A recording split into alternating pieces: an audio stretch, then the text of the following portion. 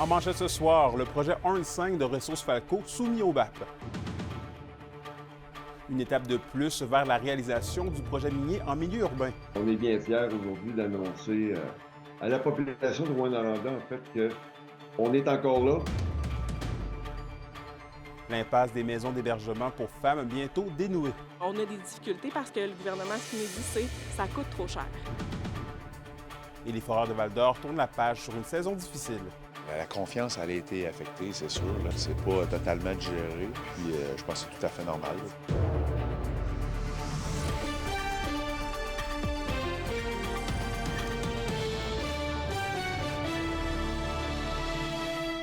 Bon début de soirée à tous, ici Anthony Dallaire et bienvenue au TVA Nouvelles. On commence le bulletin dans l'industrie minière, puisqu'une étape importante a été franchie pour l'entreprise Ressources Falco. Le ministère de l'Environnement a autorisé hier la recevabilité de l'étude d'impact pour le projet Horn 5 à Rouyn-Noranda. Et les détails avec Kimberly Hall.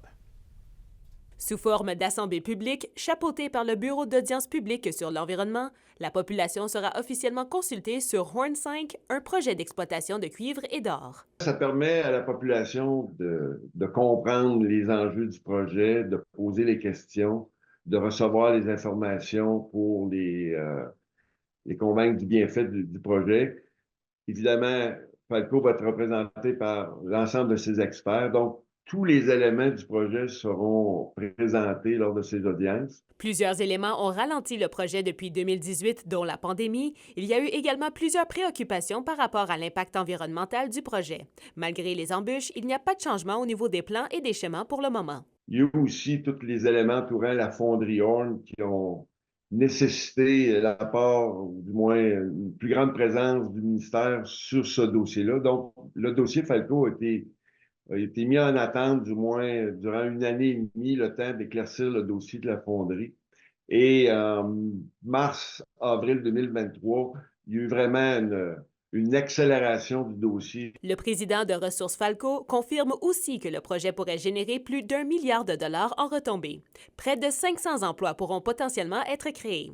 Les installations seront aussi à la fine pointe de la technologie. Il va nécessiter, je dirais, une collaboration des entrepreneurs locaux lors des travaux de construction. Autre que les emplois, c'est aussi toute l'assistance qu'on va avoir besoin locale pour les services durant toutes les années d'opération qui, au moins, seront de 15 ans. Lorsque ce projet va se concrétiser, l'impact économique sera majeur pour Rouyn-Noranda, selon Stéphane Brown, président de la Chambre de commerce et d'industrie de Rouyn-Noranda. On est très, très content que Falco puisse avancer dans son projet et nous, on a toujours été derrière Falco, la Chambre de commerce, pour encourager le projet. Et puis, on est très content des développements qui s'en viennent avec la BAP. Mais c'est certain que ça va être un très gros projet, très important pour la ville de Rouyn-Noranda. Les retombées économiques vont être énormes et tout le monde travaille ensemble dans ce sens-là, puis on est très, très content. Au total, les audiences publiques devraient durer environ 4 mois. Une première séance d'information est justement prévue le 24 avril prochain pour commencer le processus.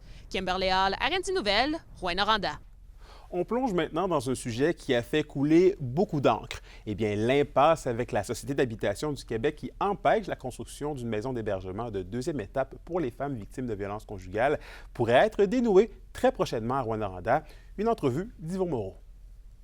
On a une possibilité d'avoir un 10 logements en ce moment, mais on est face à des grandes problématiques où on nous dit vos projets coûtent trop cher à Rouyn-Noranda. Donc là, on travaille très fort à trouver des pistes d'économie. On sent en ce moment qu'on est dans une voie de passage avec la Société d'habitation du Québec où les discussions vont bon train, où en ce moment, ce qui est discuté, c'est de la possibilité de créer une nouvelle unité, donc d'avoir maintenant 11 unités, ce qui fait en sorte que le coût de la porte diminue. Vous entrez à ce moment-là dans un range, si je peux me permettre l'expression, de subventions supplémentaires. En fait, ce qu'il faut comprendre, c'est qu'en ce moment, les maisons d'hébergement, deuxième étape en construction, sont dans des programmes qui ne sont pas adaptés. Donc, on est considéré comme du logement social, ce qui fait en sorte que dans nos constructions, on retrouve des bureaux d'intervention parce qu'on doit offrir des services aux femmes et aux enfants. On retrouve des milieux communautaires, donc des cuisines communautaires, des salles de jeux, des salles pour les adolescents, des buanderies. Et ça, la Société d'habitation du Québec n'en prend pas compte, ce qui fait en sorte que notre coût à la porte est beaucoup plus élevé. Donc, nous, ce qu'on revendique, c'est que ces espaces-là soient reconnus, mais aussi que les programmes soient adaptés aux besoins des maisons d'aide et d'hébergement. Parce que ce qu'il faut comprendre aussi, c'est que ces maisons d'hébergement-là viennent avec tout un système de sécurité. On parle de des femmes qui sont en danger important, des femmes qui sont en risque d'homicide conjugal. Donc, on a des systèmes d'alarme, des portes avec des systèmes de sécurité. On a des vitres plus solides que la moyenne. On offre aussi des services. On a une équipe d'intervenantes qui est spécialisée en violence conjugale, qui est prête à être déployée en ce moment. Mais malgré ça, on a des difficultés parce que le gouvernement, ce qu'il nous dit, c'est que ça coûte trop cher. Depuis vendredi passé, l'Alliance des maisons deuxième étape qui nous accompagne dans notre projet sont en pourparlers avec la Société d'habitation du Québec et on tente de trouver des pistes de solutions. Et la solution, c'est, comme je vous disais tantôt, d'ajouter une 11e unité qui va venir répondre à leurs critères. On a beaucoup d'espoir d'avoir des nouvelles cette semaine, voire peut-être la semaine prochaine, mais nous, ce que ça nous prend, c'est des documents officiels qui vont nous dire « vous avez le financement et vous pouvez commencer à construire ». Vos réponses à la question du jour TVA, une présentation de la clinique infirmière Nord-Ouest partout dans la région. Notre équipe peut vous recevoir pour un bilan de santé, une infection, le suivi de maladies chroniques et bien plus. Contactez-nous pour plus d'informations ou visitez notre site Web. Et à la question du jour, on vous demandait, êtes-vous préoccupé par l'hésitation du gouvernement dans le dossier des maisons pour femmes? Et vous avez répondu oui à 66 %. Dans le monde judiciaire, il y a du nouveau dans le procès Rochon. Le jury a demandé à questionner le juge moins de 24 heures après le début de ses délibérations ce matin au palais de justice de Rouyn-Noranda.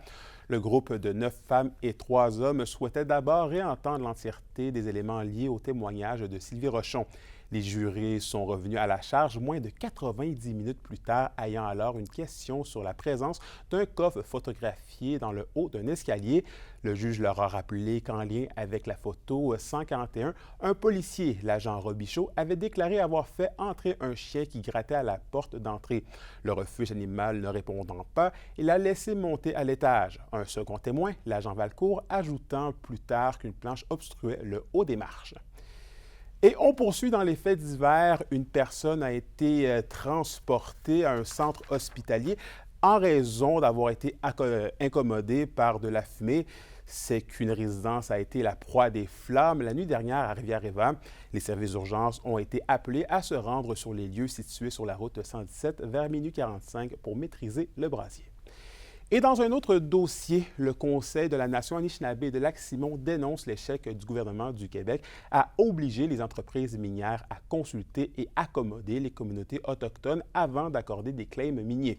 Il dénonce également l'attitude permissive du gouvernement à permettre des activités d'exploration sur leur territoire traditionnel non cédé.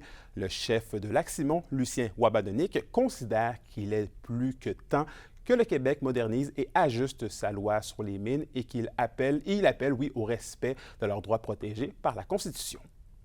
Et sur la même lancée, la Première Nation de Québec dépose une demande officielle de révision judiciaire concernant le permis qui permet au laboratoire nucléaire canadien d'aller de l'avant avec la construction d'une installation de gestion des déchets radioactifs à Chalk River. Le chef de Québec, Lance Hammond, a déclaré que la décision d'aller de l'avant avec la construction de l'installation constitue une menace directe pour la biodiversité et l'intégrité écologique de leur territoire traditionnel. Toujours selon lui, la situation reflète l'incapacité du gouvernement du Canada à s'acquitter de son obligation de consulter adéquatement les communautés autochtones. Et dans le dossier de la fonderie Horn maintenant, la Chambre de commerce et d'industrie de Rouyn-Noranda salue les progrès réalisés dans la mise en œuvre du plan de valorisation pour la ville. Bien qu'elle reconnaisse que des progrès ont été réalisés depuis l'annonce d'une zone tampon près de la fonderie, la Chambre souhaite que le gouvernement maintienne les 58 millions de dollars promis l'an dernier. On est quand même content que le projet débloque. Il y a des montants qui ont été annoncés l'année passée. On aurait aimé avoir l'enveloppe au complet tout de suite annoncée. On a décidé de faire ça en 2 parties, c'est tel que tel. Il y a aussi un petit montant pour la revalorisation de l'image de Rouyn-Noranda qui est très minime. On est un petit peu déçus par rapport à ça. On espère quand même que le ministre Boulet va continuer à travailler dans le bon sens et puis qu'on va pouvoir développer un petit peu plus que ça. Ça va prendre quand même beaucoup de ressources pour revaloriser l'image de Rouyn-Noranda. Avec le 100e anniversaire de Rouyn-Noranda qui s'en vient, faut que ça bouge. On reste à Rouyn-Noranda, mais on change de sujet. 3 nouveaux secteurs scolaires vont prochainement être sécurisés pour les piétons. Il s'agit des intersections face aux écoles Notre-Dame-de-Grâce, Sacré-Cœur et la Petite Étincelle. Des dispositifs lumineux vont être installés pour assurer la sûreté des écoliers lorsqu'ils traversent la rue. Et ce type de technologie est déjà présent sur l'avenue La-Rivière, à proximité de l'école Le Prélude depuis près d'1 an. Et en transport maintenant, les travaux du nouveau bloc sanitaire Haut Domaine situé dans la réserve faunique La Vérandrie sont presque terminés. La Société des établissements de plein air du Québec nous confirme que les installations devraient être accessibles au public dans les prochains jours. Rappelons que depuis la fermeture du restaurant, des roulottes faisaient état de blocs sanitaires. L'an dernier, la station-service et le dépanneur ont été entièrement reconstruits. Et je poursuis avec une autre belle nouvelle, puisque les candidatures pour le prix Hommage aîné du gouvernement du Québec sont ouvertes. Cette distinction vise à souligner l'apport d'une personne aînée qui œuvre bénévolement dans sa région pour favoriser le mieux-être de ses pairs, ainsi que leur participation accrue à la société.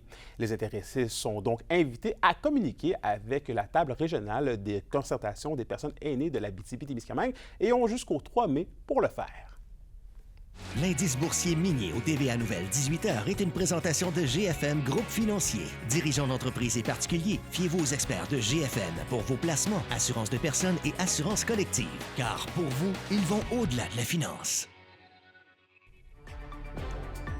2 candidates d'Amos figurent parmi les têtes d'affiche de la nouvelle émission Le Grand Chantier Rona. Pour leur identité et d'autres informations, soyez avec nous au retour.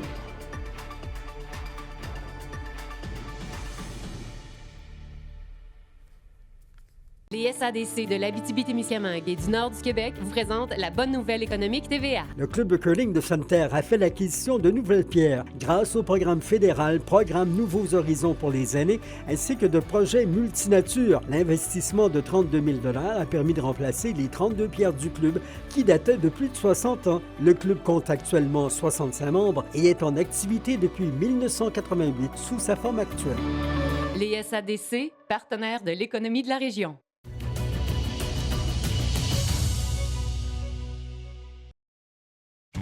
La chronique culturelle vous est présentée par Bruno et Jasmin Leclerc, denturologistes.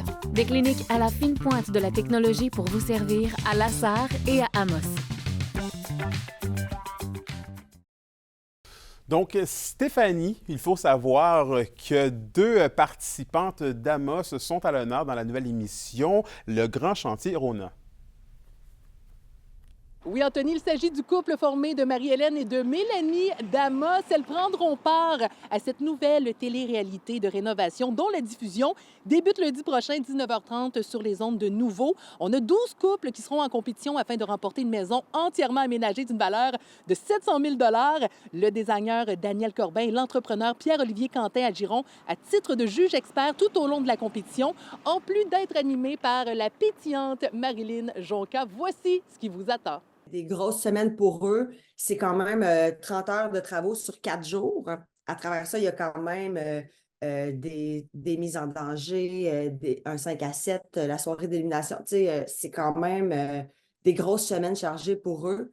Fait qu'ils sont super fatigués, mais ils ont un bon moral, puis ils apprennent beaucoup aussi de trucs, de conseils, parce qu'on a Daniel Corbin et Pierre-Olivier Quentin qui sont là pour les aider, les juger, aussi pour savoir qui remporte à chaque semaine la pièce la mieux rénovée. L'équipe qui a le mieux réalisé ses travaux va remporter le marteau d'or qu'on appelle. Puis ça, ça lui donne la possibilité de choisir le design de son choix la semaine dernière et d'évincer quelqu'un de son équipe ou de l'équipe adverse. C'est spécial parce que on est dans la trame des Survivor, justement, Big Brother, Occupation Double, où est-ce que tu veux tellement savoir ce qui va se passer le lendemain, puis tu veux tellement comprendre, puis les alliances, parce que oui, c'est une compétition de rénovation, mais c'est aussi une compétition de stratégie d'alliance pour rester le plus longtemps possible dans la maison pour arriver à être seul au bout de cette affaire-là. Tu veux dire là, que si dans la vie, tu aimes les téléréalités, et même si tu n'aimes pas la rénovation, moi j'adore les deux, fait que je suis vraiment fan, mais c'est on est complètement en mode télé-réalité. On est dans l'émotion pure, on est dans les rebondissements, dans les chicanes, la peine, l'ennui des familles. Tu sais, c'est exactement ce qu'on aime de la télé-réalité. Tout s'y retrouve. Puis en plus de ça, ben, on voit des beaux comptoirs en marbre puis de la belle décoration. Et le marché créatif de Rouyn-Noranda fait son grand retour le 30 et 31 mars prochain. On va pouvoir profiter du congé de Pâques pour rencontrer les artisans passionnés, en plus de pouvoir découvrir leurs produits uniques et encourager l'achat local. On a également les tout-petits qui pourront profiter de l'événement avec une chasse au coco de Pâques. La communauté est attendue le samedi et dimanche au 215 avenue Dallaire. On a très, très hâte de vous y voir. Toujours des marchés que le monde adore, qui aime ça. Mais là, ça va être en plus avec les cocos de Pâques pour les enfants. Puis on est bien généreux en plus. Fait que c'est sûr que les petits-enfants vont tous partir avec des cadeaux. Il va y avoir la chasse aux cocos de Pâques. Il va y avoir des paniers de Pâques à faire tirer. Il va y avoir plein d'affaires. Puis en plus, on a réussi à avoir José Dessert Gâteau. Oh mon Dieu Seigneur, elle fait des bons gâteaux. Puis là, on va avoir des choses à faire tirer, des petits gâteaux. Tout le temps plein de surprises. À tous les kiosques, il y a plein de surprises. C'est presque tous les mois. Il va en avoir un autre le 13-14 avril, d'autres à la fête des mères. Il va en avoir au mois de juin, septembre, octobre, novembre. 3 en novembre en plus. Oui. Fait que, non, le monde, il en redemande. Il en redemande, c'est un must.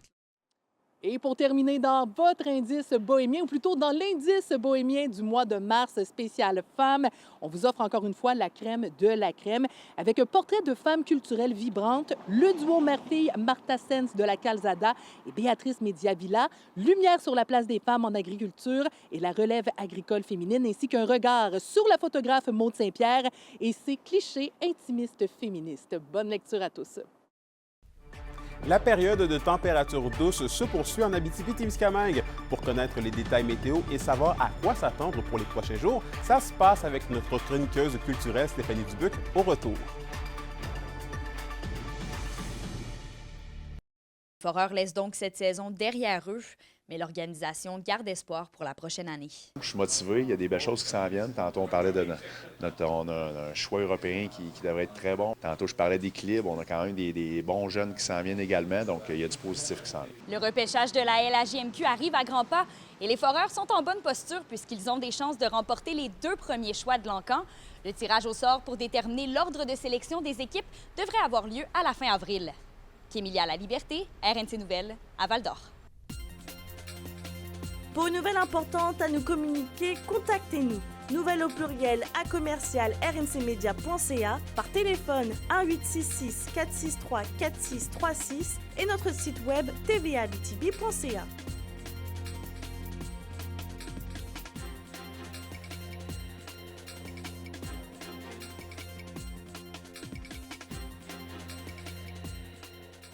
La météo, une présentation de Nicole Auto de la Sarre, la capitale du pick-up. Vous y trouverez toujours le meilleur choix, toujours le meilleur prix.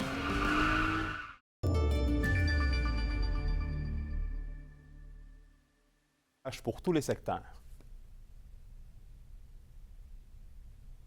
Oui, Anthony, avec 30 de possibilités d'averses de pluie qui devraient se transformer en neige. En ce qui a trait ce soir, pour l'ensemble des secteurs, on a un minimum de moins 3 degrés. Demain, c'est généralement nuageux avec 30 de probabilité d'averses de neige au nord et au sud, maximum de 4 degrés pour l'Abitibi et plus 2 au Témiscamingue. Et un aperçu maintenant pour vendredi, c'est des nuages avec un maximum de moins 1 en Abitibi, maximum de 0 pour le Témiscamingue avec alternance de soleil et de nuages. Passez une excellente soirée. Vous aussi, Stéphanie. C'est donc ce qui met fin aux actualités régionales et en mon nom personnel et celui de toute notre équipe. Merci d'avoir été encore une fois des nôtres ce soir. Nous, on se retrouve demain pour la suite des choses. D'ici là, bonne soirée.